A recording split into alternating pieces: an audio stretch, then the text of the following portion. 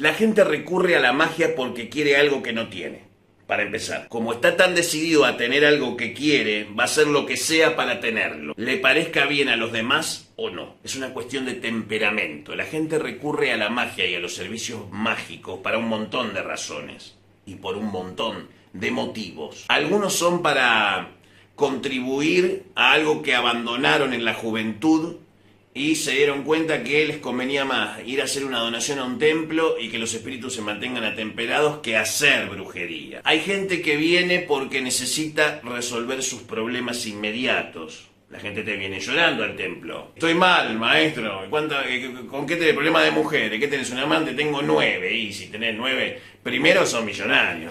Te felicito. Y segundo, 9 minas, no hay manera, mi viejo. No hay milagro. El santo mismo te va a decir, te la corto para que sigas vivo. Olvídate. A veces es la salud de un familiar, de un hijo, de un ser querido. Es un viaje, ¿sí? Entonces, hay personas que tienen escrúpulos para cosas. O viene una persona que fue abusada, ¿sí? Y quiere justicia. Y la justicia, digamos, civil no le da ninguna solución, ¿sí? Porque todo es lento, porque hay garantías, porque hoy por hoy en Sudamérica el delincuente tiene más derechos que la víctima debería de callarse, ¿sí? Porque es discriminatorio, por esto, por lo otro, por aquello, y siempre se van acumulando las injusticias.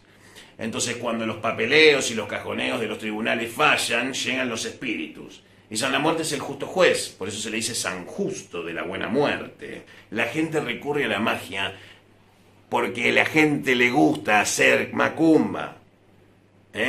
Comen santo y cagan diablo, sí, la gente es así. ¿Por qué hay demanda de magia? Porque la gente consume magia, mi viejo.